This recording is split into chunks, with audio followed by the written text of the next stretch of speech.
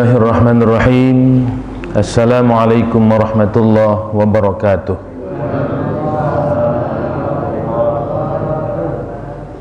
Hamdan wa syukran lillah, salatan wa salaman ala rasulillah, man la nabiyya ba'dah. Allahumma salli wa sallim wa barik ala sayyidina Muhammad wa ala alihi wa ashabihi ajma'in, amma ba'd. Subhanaka la ilma lana illa ma 'allamtana innaka antal alimul hakim. La haula wa la quwata illa billahil aliyyil azim. Bapak ibu orang tua saya, jamaah salat subuh yang dimuliakan Allah, bersyukur kita pada Allah Qadir Rabbul Jalil dengan lafaz alhamdulillahi rabbil alamin. Di pagi ini Allah membangunkan kita dari tidur yang lelap dan nyenyak, menggerakkan batin dan langkah kaki kita ke rumah Allah ini. Kita rukuk dan sujud di hadapan Allah. Lalu kita akan mengkaji kalam-kalam Rasulnya Habibullah Muhammad Rasulullah sallallahu alaihi wasallam. Semoga ini pertanda baik bahwa Allah masih sangat sayang pada kita semua. Amin ya rabbal alamin. Salawat dan salam pada Rasulullah sallallahu alaihi wasallam dengan lafaz Allahumma salli ala sayyidina Muhammad. Semoga batin kita semua yang hadir adalah batin yang semakin terlatih mencinta dan merindu pada Rasulullah, sehingga lisan kita semakin kuat melantunkan salawat demi salawat pada Rasulullah sallallahu alaihi wasallam.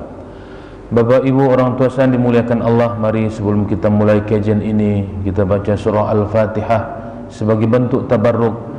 Semoga hidayah yang Allah berikan pada kita Allah jaga. Saudara-saudara kita yang belum Allah percikkan hidayah pada qalbunnya, Allah titipkan nur hidayah pada hati mereka. Yang sakit di antara kita Allah angkat penyakitnya, dan yang sehat Allah jaga dari segala mara bahaya dan penyakit. Ala hadhihi niyah as-salihah kiramil Fatihah. A'udzubillahi minasyaitonir rajim. Bismillahirrahmanirrahim. Alhamdulillahi rabbil alamin, arrahmanir rahim, maliki yaumiddin, iyyaka na'budu wa iyyaka nasta'in, ihdinas siratal mustaqim, siratal ladzina an'amta 'alaihim ghairil maghdubi 'alaihim waladdallin. Amin. Bapak ibu yang dimuliakan Allah, pagi ini insyaallah kita sudah masuk pada al-haditsul 'ishrun, hadis yang ke-20.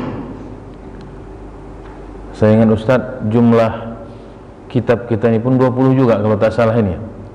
Jumlah kitab enggak. Al-haditsul 'ishrun, hadis yang ke-20. Jadi kita hanya tinggal 22 lagi, Bapak. Hadis insyaallah tamatlah kitab ini. Karena sebenarnya isi kitab ini jumlahnya 42 hadis. 42. Namun karena supaya judul di dalam kitab ini disebut Al-Arba'in An-Nawawiyah, yaitu 40 hadis, maksudnya bukan pasnya 40, tapi jumlahnya sampai di ujung nanti 42 hadis, ya. Jadi kalau pagi ini kita sudah masuk hadis yang ke-20, maka tinggal 22 lagi. Insyaallah ini sejarah juga ini, jika seandainya jamaah Masjid Al-Amri menamatkan satu kitab hadis. Dan ini mudah-mudahan ijazah yang terbaik bahwa kita menamatkan satu kitab hadis walaupun tipis, tapi ini bentuk keberkahan. Salah satu bentuk keberkahan itu adalah kitab yang kita baca Bapak Ibu itu tamat, tidak sepotong-sepotong dan separuh-separuh. Bapak Ibu yang dimuliakan Allah, hadis yang ke-20 ini pun hadis yang cukup pendek, tapi ini maknanya sangat syarat dan kuat sekali. An Abi Mas'udin Uqbah ibni Ammar al-Ansari al-Badri radhiyallahu anhu.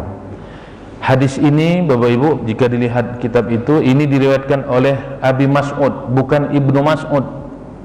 Ya, ada sahabat Rasul lagi yang cukup masyhur meriwayatkan hadis yaitu Ibnu Mas'ud. An Ibni Mas'udin, itu berbeda. Ini Abi Mas'ud. Ini Abi Mas'ud, yang satu lagi Ibnu Mas'ud. Abi Mas'ud Uqbah bin Ammar al-Ansari al-Badri. Ini jarang Bapak Ibu. disebutkan asalnya Al-Ansari dan disebutkan Al-Badri. Ini Abi Mas'ud ini Bapak Ibu adalah sahabat, termasuk sahabat senior, karena di ujung laqab beliau itu disebutkan Al-Badri. Jadi Al-Ansari itu orang Ansor. Jadi orang-orang Arab Bapak Ibu itu suka membuat kunyah namanya. Kunyah itu laqab pada dirinya atau pada sukunya. Al-Ansari ini orang Ansor. Jadi kalau misalnya kita tinggal di Medan, Maidani, nah begitu. Jadi misalnya Pak Idris Al-Maidani itu pakai Al-Maidani. Kalau misalnya dia di Asahan, misalnya Fulan Al-Asahani. Dan itu dulu populer Bapak Ibu. Dulu ulama-ulama kita belum pra kemerdekaan itu sering menggunakan laqab daerahnya. Al-Asahani. Ada dulu ulama besar namanya, kalau Bapak Ibu ingat, Mufti Kesultanan Delhi. Jadi dulu kita ini kan kesultanan semua. Maka dulu tahun 40 ada namanya, ingat Bapak Ibu, tahun 46 itu ada namanya revolusi sosial. Apa namanya? Bukan revolusi, apa istilahnya dalam sejarah itu? Iya, revolusi sosial. Revolusi sosial itu kan semua kesultanan. Kalau Bapak Ibu ingat sejarah itu semua kesultanan yang di Sumatera Timur dibantai, kecuali Kesultanan Delhi. Langkat, Asahan, Tanjung Balai, Kualuh. Itu luar biasa Bapak. Walaupun sekarang itu dikritik ulang bahwa revolusi sosial itu banyak yang mengkritiknya tak betul revolusi sosial, karena saat itu tanda petik adalah orang-orang komunis, gara-gara gerakan-gerakan PKI saat itu, yang itu luar biasa. Jadi penyair yang ada di Langkat, siapa Bapak Ibu? Tengku Amir Hamzah. Tengku Amir Hamzah itu Bapak Ibu dipenggal itu, digorok, dan itu luar biasa. Ada yang diperkosa di depan sultan. Saat itu gerakannya sosial. Itu 4 kesultanan itu selesai, termasuk yang di Tanjung Balai. Tanjung Balai Asahan ketika itu lari Sultan Saibonnya ketika itu. Tapi semua itu gerakan sama.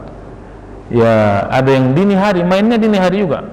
Jadi yang namanya PKI itu Bapak Ibu memang apa namanya, sebelum pra kemerdekaan sudah, bahkan zaman Belanda kan buat gerakan terus menerus seperti itu dan melakukannya. Nah, Bapak Ibu, di saat zaman kesultanan itu ada namanya mufti kesultanan.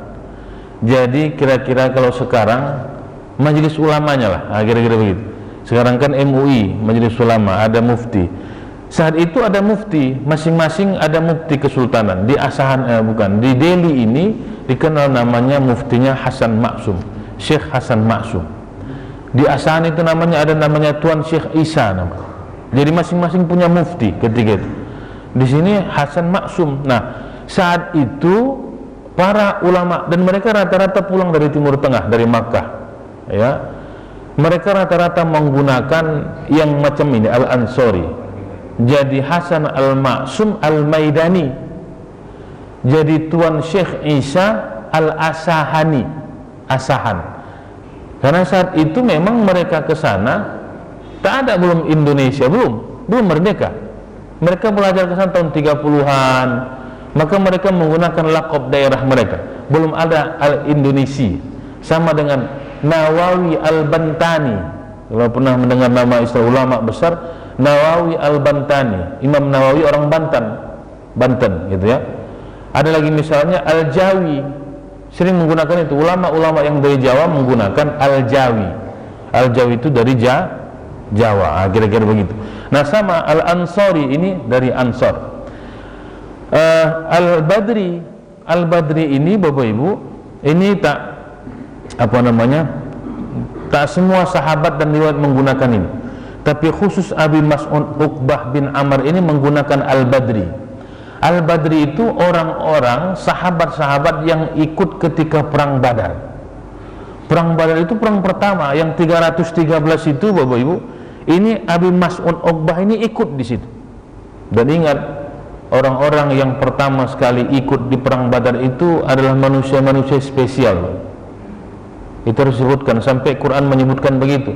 Jika seandainya kamu buat, kamulah sesuka hati kamu, ayatnya begitu, malu masih itu, maka khafarta, maka Allah akan mengampunkan kamu. Maka orang-orang yang terlibat pada perang Badar, yang saat itu 300 orang melawan ratusan ribuan orang, itu orang spesial, orang yang doanya diijabah, orang yang nanti pun di akhirat itu barisan-barisan terdepan, pertama sekali bersama Rasulullah Shallallahu Alaihi Wasallam. Nah, Abi Mas'ud ini, Bapak Ibu, nanti meninggal. Ini sampai pada zaman Ali, Abu Bakar, Umar, Utsman, Ali, dan dia meninggal pada tahun 40 Hijriah. Jadi sempat dia bertemu dengan Rasulullah, sahabat-sahabat besar. Bahkan dia menjadi ketemu lagi dengan para tabi'in. Orang akan bertemu dengan Abi Mas'ud Uqbah bin Amr Al-Ansari Al-Badri. Ada hadis yang lain, Bapak Ibu, yang diriwayatkan oleh beliau ini oleh Abu Mas'ud ini. Apa itu? Riwayat beliau tentang sholat. Jadi siapa yang menjadi imam di antara kamu, yaitu aqra'uhum, orang yang pertama paham dengan kitabullah. Itu disebutkan dalam hadis riwayat yang lain. Jadi yang jadi imam, pemimpin itu adalah orang yang pertama paham kitabullah, yang kedua orang yang paham sunnah, yang ketiga orang yang pertama kali hijrah, baru nanti siapa yang pertama Islam. Jadi itu bertingkat. Jadi sama, imam pun begitu. Yang pertama sekali dia qori. Qori itu orang yang paham Al-Quran, bagus bacaannya. Walaupun seindah apapun dia, tapi tidak qori, maka dia tidak berhak. Jadi dari riwayat Abi Mas'ud Uqbah bin Amr ini tentang syurutul imam, syarat-syarat menjadi imam. Bapak Ibu yang dimuliakan Allah, radhiyallahu an. Maka seluruh sahabat, Bapak Ibu, itu titelnya radhiyallahu an. Awak tak dapat kita itu radhiyallahu an itu, semoga Allah meridhoi mereka.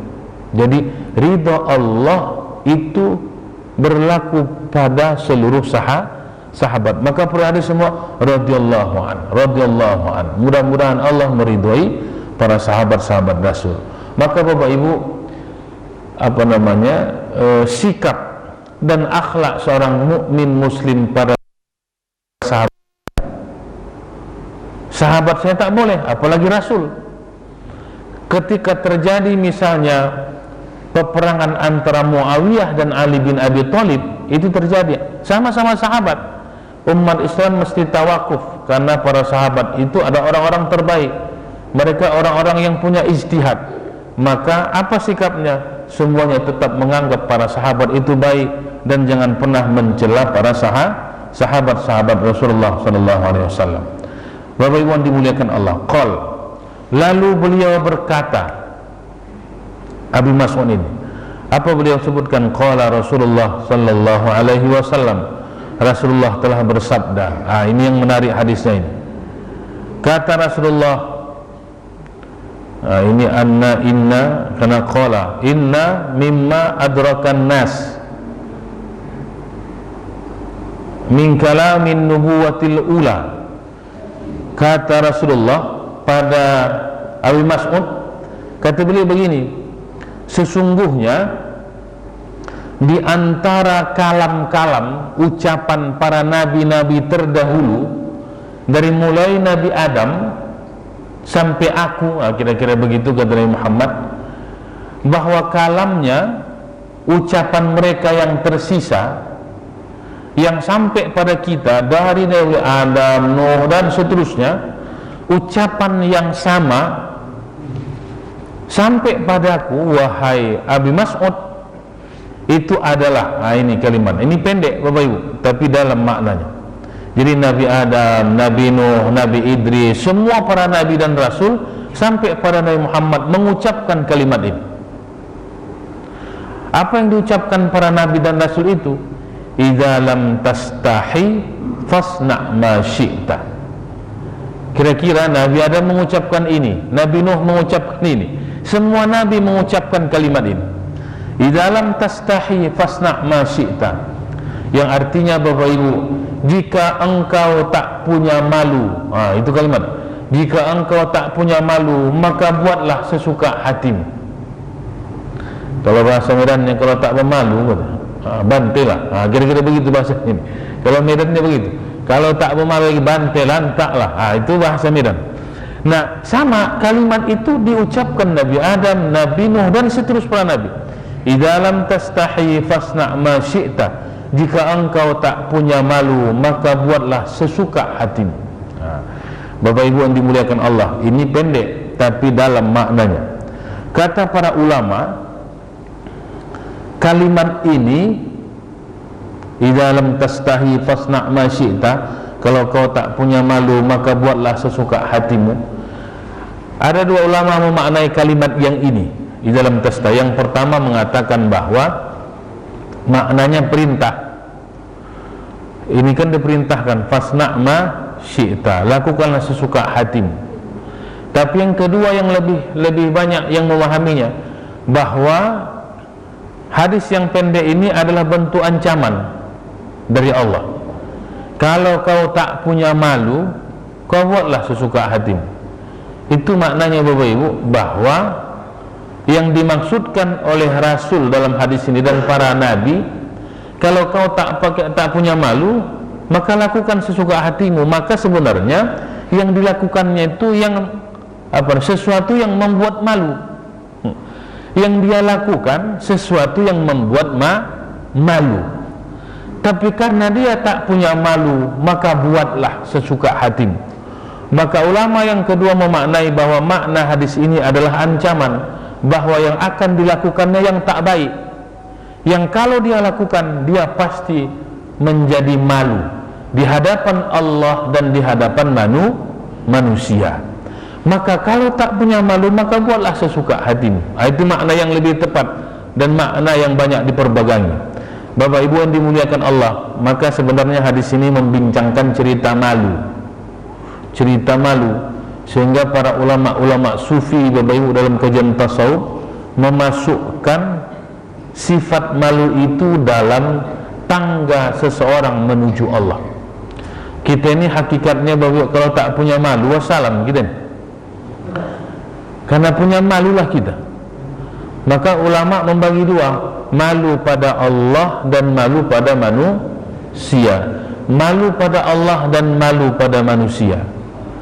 Maka terkadang ada orang Bapak Ibu sejatinya pada Allah dulu, tapi terkadang dia malu pada manusia tahap awal. Dulu ketika di pesantren Bapak Ibu, di pesantren itu pakai lobe gitu. Kenapa pakai lobe? Malu awak sama ustaz tuh. Awalnya dia malu dengan manusia. Kenapa awak sholat?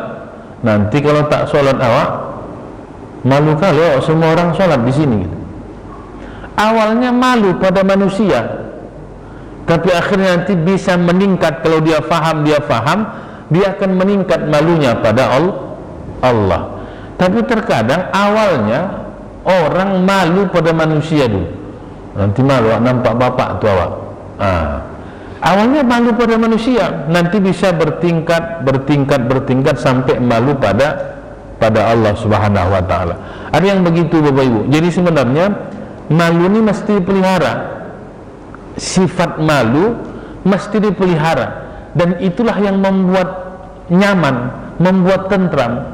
Dulu kalau ada misalnya guru kita ketika di sekolah atau dimanapun mau berpapasan di jalan, itu lompat pagar itu lewat bapak tu, jangan lewat, mau berpapasan.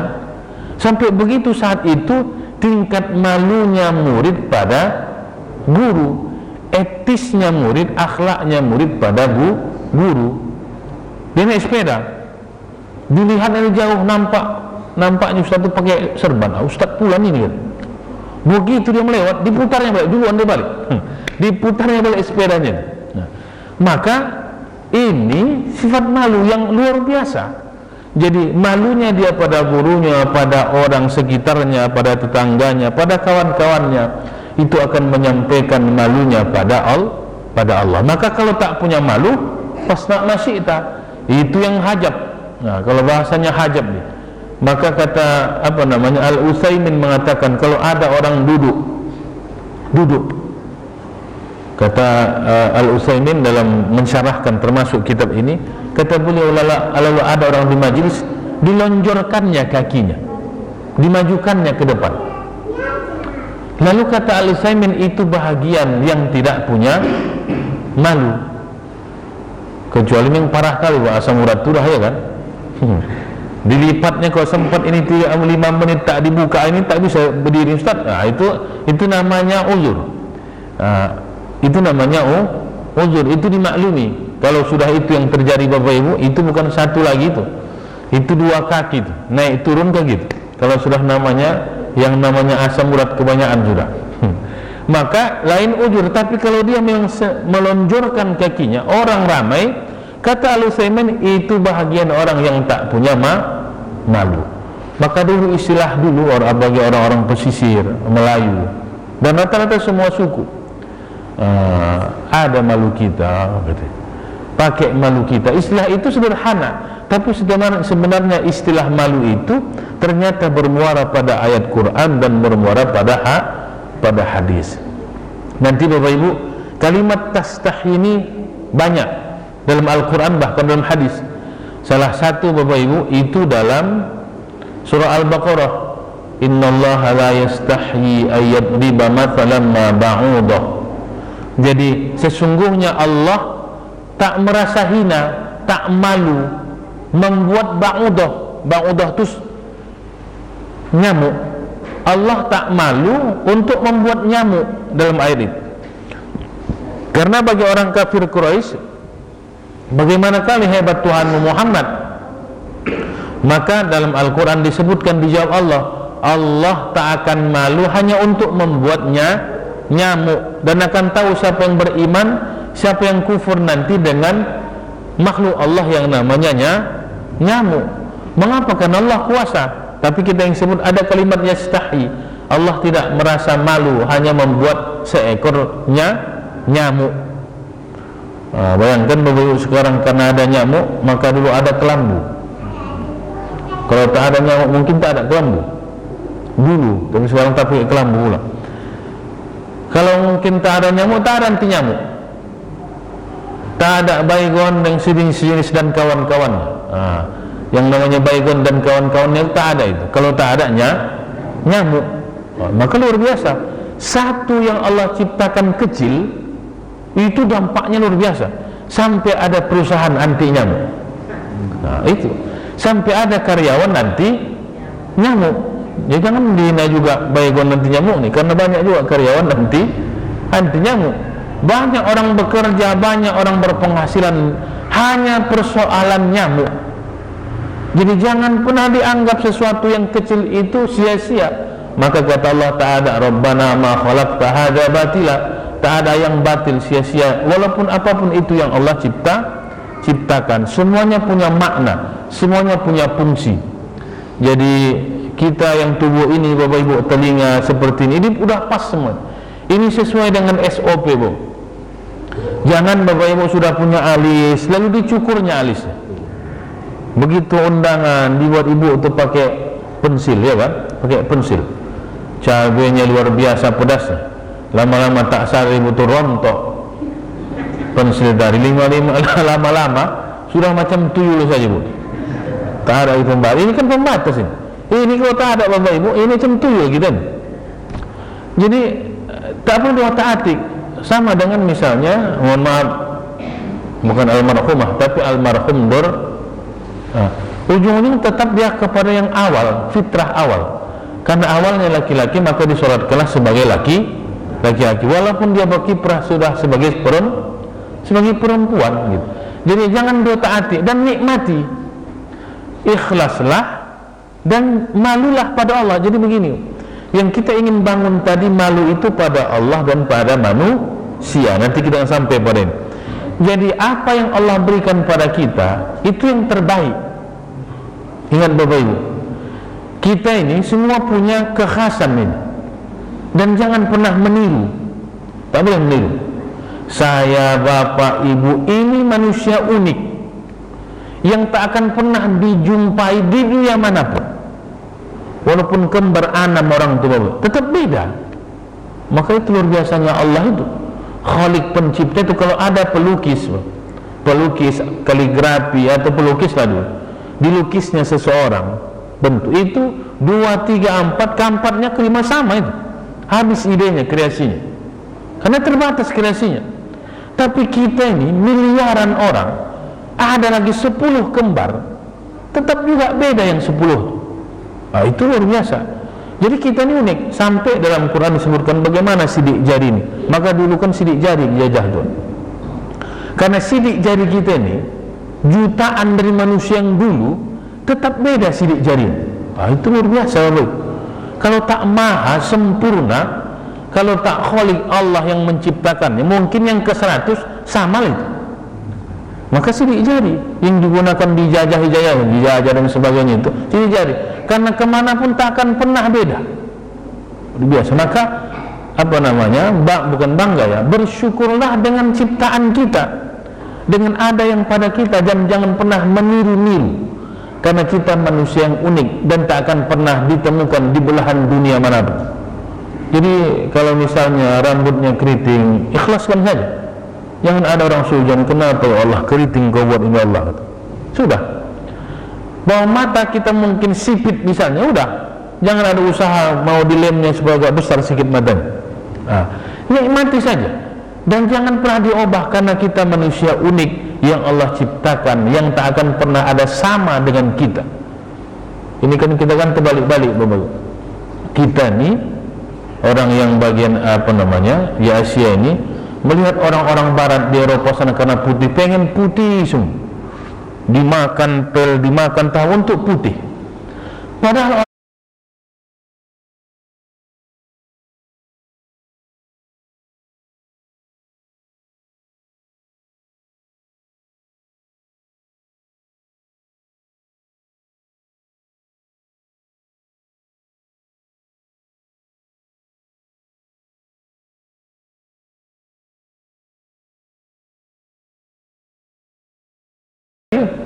bahwa ulama membagi dua, malu pada Allah dan malu pada manusia.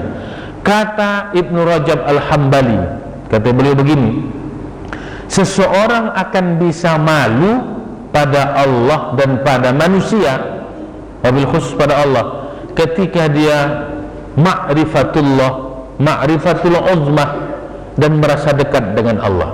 Ini caranya, karena ayat hadis ini bicara tentang malu pada Allah awal. Seseorang akan malu pada Allah ketika dia ma'rifatullah, mengenal Allah. Dia ma'rifatul uzmah, dia mengenal keagungan dan kebesaran Allah, dan dia merasa dekat dengan Allah dan diawasi oleh Allah. Kalau ini yang tiga ini ada, barulah dia akan malu pada Allah. Maka Bapak Ibu begini, mohon maaf, kalau orang tak kenal kita, taknya kita pedulikan kali itu. Tapi kalau sudah kenal kita, yang tadi malu dengan ustadz tuh, malu dengan bapak tuh, itu tetanggaku itu. Maka mohon maaf Bapak Ibu, ada kalimat begini, lakukan sesuka hatimu, maksiat pun, tapi jangan di medan nih gitu. Hadis telah begitu Bapak Ibu, jangan di medan nih, di luar medan.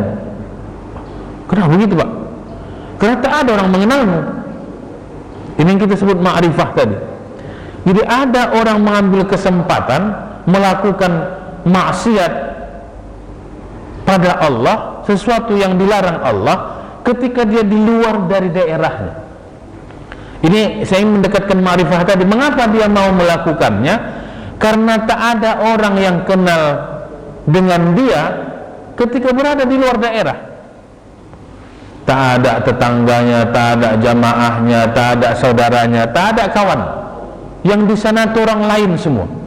Karena orang lain, maka dia berani melakukan maksiat. Kenapa Bapak berani? Walaupun awak di sini melakukannya, kan tak ada yang kenal. Siapa yang tahu awak? Maka sama Bapak Ibu, orang yang akan malu pada Allah ketika dia ma'rifatullah, mengenal Allah. Maka sama, kalau artinya begini, kalau ada orang maksiat, zina, khamar, pokoknya yang maksiat, itu maknanya dia tak kenal dengan Allah. Kalau ada orang melakukan maksiat berani, itu artinya bahwa dia menganggap orang-orang yang di sekelilingnya memang tak ada yang mengenal dia. Kalau ada yang mengenal dia, pasti dia malu. Nanti sampai pada anakku, pada istriku, pada keluargaku, nanti malu. Jadi malu itu efeknya luar biasa. Tapi kalau ada yang kenal, Bapak Ibu dimuliakan Allah, maka kita pun sama. Kita akan bisa malu pada Allah ketika kita kenal dengan Allah. Bagaimana mengenal Allah? Ini yang perlu. Bagaimana caranya? Salah satu ulama mengatakan, jika engkau kenal dengan Allah, jika ingin mengenal Allah, maka kenalilah Allah sebagaimana Allah mengenalkan dirinya pada kita melalui ayat-ayatnya. Salah satunya Bapak Ibu melalui Asmaul Husna. Asmaul Husna itu Bapak Ibu adalah itu cara Allah memberitakan dirinya pada kita. Maka dalam satu hadis Bapak Ibu, dalam satu hadis, siapa yang hafal Asmaul Husna, maka Allah akan menjaga dirinya dan memancarkan cahaya pada kolbunnya. Allah akan merawat batinnya. Siapa yang hafal Asmaul Husna.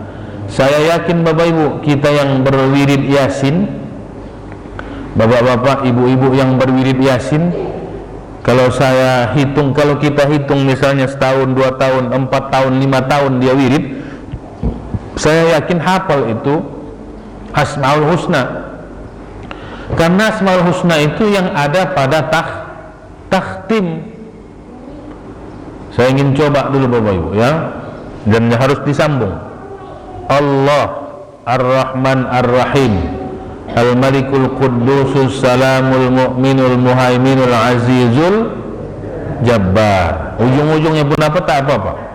Al-Mutakabbirul Khaliqul Bari'ul Musawwirul Ghaffarul Qahhar, Al-Wahhabur Razzaqul Fattahul Alimul Qabidul Basidul Khafidul Rafi'ul Mu'izzul Mudillus Sami'ul Basir, Al-Hakamul Adilul Latiful Khabirul Halimul Azimul Ghafurul Syakurul Aliyul, agak mulai hilang sudah, Aliyul Kabir, Al-Hafizul Muqitul Hasibul Jalilul Karimul Raqibul Mujibul Wasi'ul Hakim, Al-Wadudul Majidul Ba'ithul Syahidul Haqqul Wakilul Qawiyul Matinul Waliyul Hamidul Muhsil Mubdi'ul Mu'id. Lanjut. Al-Muhyil Mumitul Hayyul Qayyumul Wajidul Majidul Wahidul Qadirul Muqtadirul Muqaddim Muakhir Al-Awwal Al-Zahir Al-Batin Al-Waliyul Muta'al. Ini disangsikan juga wirid ini. Al-Barut Tawabul Muntaqim wal Afu Ra'ufu Malikul Mulki Zul Jalali wal Ikram. Itu tak lupa karena itu penghabisan. Bukan persoalan dia hafal, kena tahu oh itu penghabisannya, habis takhtim nih katanya. Bapak Ibu begini, itu asma Allah. Terkadang kita ini lebih hafal bintang dunia, artis dunia. Begitu disebutkan Manchester United, dari mulai pemain repak gitu ya, pemain lapangan sampai cadangan hafal nih. Dan hafalnya itu bukan yang tahu nih, dari tahun 70-an dulu bintangnya itu, strikernya itu makanya bahaya orang Bapak Ibu kalau sholat dia pakai baju kaos sepak bola, itu bahaya. Apalagi dia mengambil sop pertama, di belakangnya Pak Ridwan yang pecinta Milan misal, Allahu Akbar, ditengoknya Milan, akhirnya membayangkan bintang Milan aja deh, Milan Nasima, itu kawan kita. Makanya payah kalau ada orang pakai kaos bola sholat, itu buyar sholatnya. Manchester United, entah Liverpool, itu gawat kita. Nanti terbayang dia semua, Messi, Ronaldo, entah apa terbayang. Itu bahaya. Maka kenapa sop pertama itu utama? Salah satunya membentuk kehusyukan karena dia langsung ke dinding. Maka diutamakan sop pertama. Kalau dia sop kedua, ketiga, keempat, dia sudah ada orang di depannya. Ini yang kita sebut tadi. Tiba-tiba dilihatnya sudah baju kaos pakai batik, teringat dia batik. itu membuat kurang khusyuk juga. Maka di aula itu adalah sebab pertama. Nah, Bapak Ibu dimuliakan Allah, apa yang saya sebut kalau kita misalnya belum hafal, habis mengaji ini hafal, jangan sempat habis umur kita Bapak Ibu. Allah sudah kenalkan dah 99 asma Allah itu sebutkan.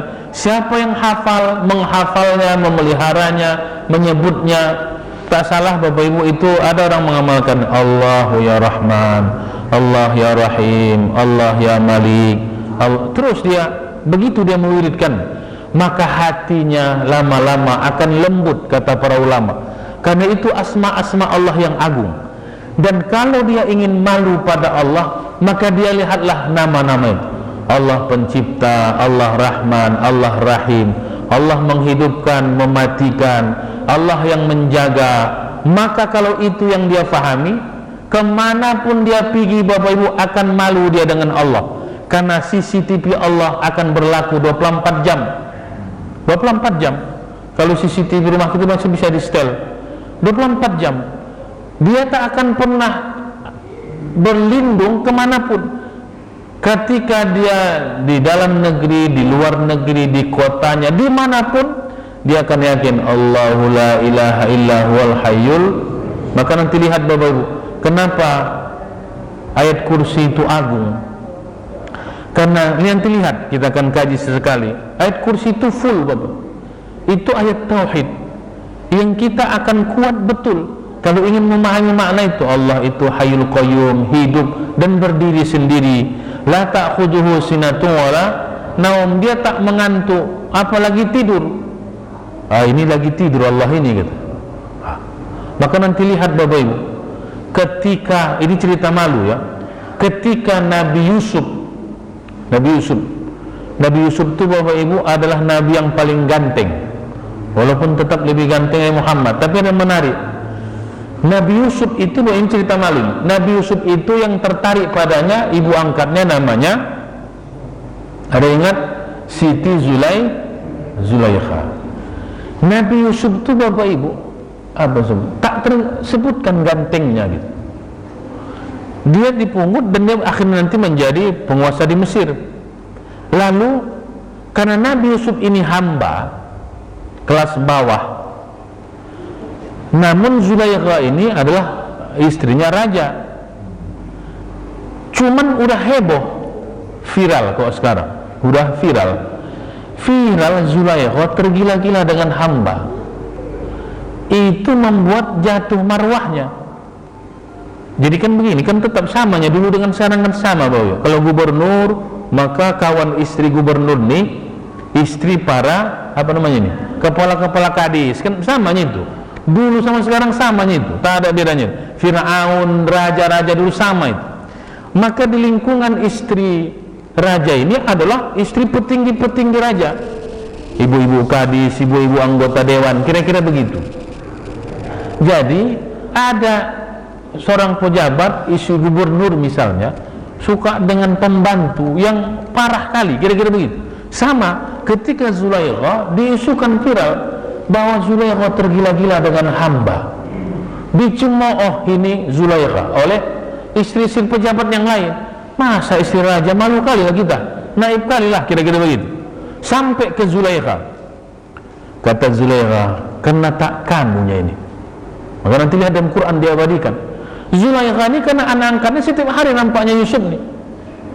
Maka dalam riwayat bahwa karena bagusnya juga iman Zulaikha, karena mampu bertahan.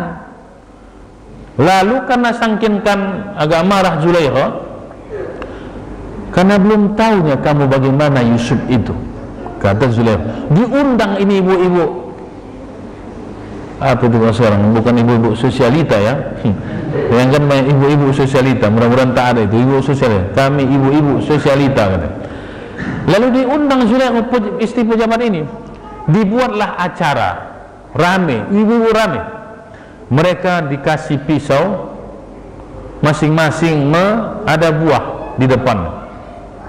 Lagi mereka ingin apa lagi memotong buah, Zulaikha ada di situ, dipanggilnya Yusuf, di setting menang, di setting Zulaikha di ujung, ibu-ibu yang lain ini kira-kira di depan, jadi harus berjalan Yusuf seperti apa namanya, peragawan lah, seperti itu, untuk mengambilkan sesuatu.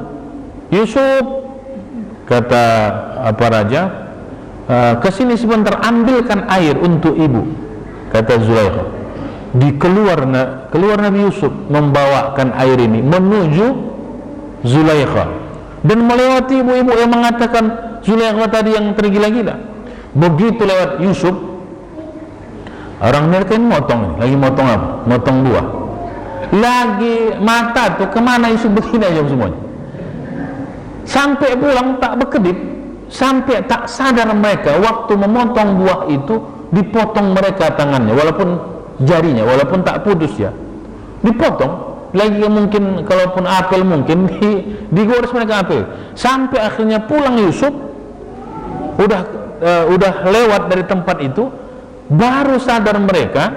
Begitu dilihat, sudah jadi mereka semua dipotong mereka, tak apel lagi. Saat itu apa kata Zulaikha? Mereka terkejut karena semua tangannya berdarah sudah. Saat itu mereka seperti terhipnotis dengan wajahnya Yusuf. Apa kata Zulaikha? Nampak kalian? Nah, kira-kira begitu. Kalian ini baru lagi hanya beberapa saat di sini, tangan kalian pun mau kalian potong. Sedangkan aku bertahun-tahun hidup dengan si Yusuf nih. Maka sampai ada riwayat Bapak Ibu bahwa karena kuatnya juga lah iman Zulaikha, maka dia bertahan tidak melakukan yang maksiat dengan Nabi Yusuf. Mereka ditunjukkan hanya beberapa saat itu sampai tangannya itu baru dipotong. Nah, Bapak Ibu dimuliakan Allah, ketika Nabi Yusuf ditarik oleh Zulaikha, saya menyebutkan ke hadis ini, ditarik. Zulaikha ini pun cantik, bukannya pula yang jelek-jelek kali Zulaikha nih.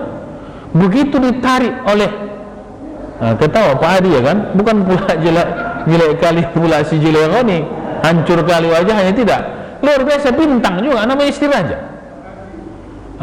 Ketawa Pak Adi, tak tahu kita berpengalaman beliau, Allah alam. Ditarik oleh si Zulaikha, dan Yusuf pun tertarik dan riwayat.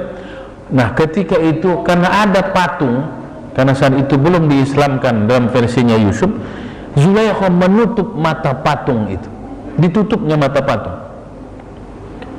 Wahai Bunda Zulaikha, kenapa engkau tutup mata patung itu? Karena mereka saat itu belum Islam dan menyembah pada patung. Aku malu dilihat oleh patung Tuhanku.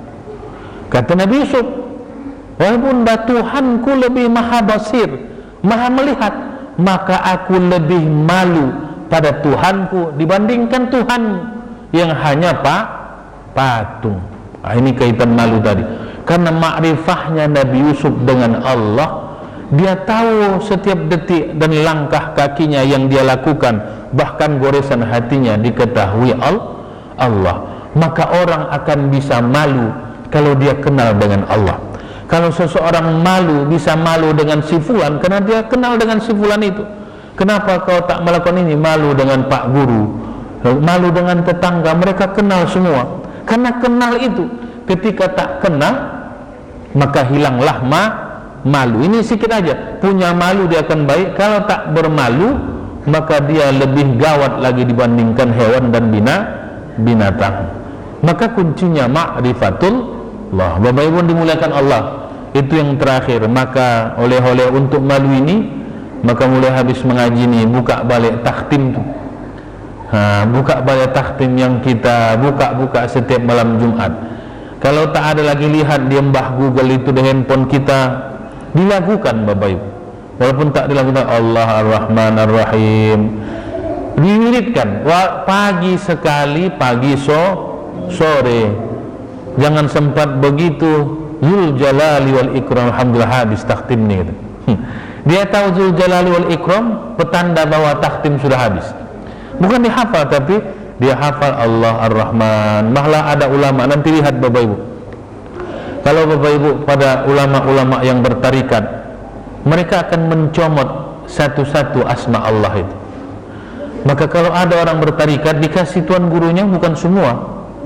Wahai muridku, amalkan ya Hayyu ya Qayyum sebulan ini. ya Hayyu ya Qayyum ya Hayyu, itu akan lama-lama tumbuh hati. Dari 99 Asmaul Husna, ada orang pintar dikasihnya udah baca ya Alim ya Alim ya Alim, itu luar biasa. Apalagi kalau kita hafal Allah Ar-Rahman Ar-Rahim, maka kata hadis, siapa yang hafal itu, menjaga hafalannya, merawatnya, maka Allah akan membaikkan hatinya, melindunginya dan mengawasinya. Karena asma Allah terhunjam pada hatinya, terhunjam dan melekat pada hatinya. Bapak Ibu dimuliakan Allah, inilah kaji kita. Mudah-mudahan ada manfaatnya. Setidaknya hadis yang pendek ini menguatkan malu kita pada Allah, khususnya menguatkan keyakinan kita ma'rifatullah. Dan ini seirama Bapak Ibu dengan hadis Rasul tentang ihsan. Kata Jibril, ya Muhammad, beritahu aku apa ihsan itu. Kata Rasul, anta budallah ka'annaka tarah fa illam takun tarah fa innahu yarak.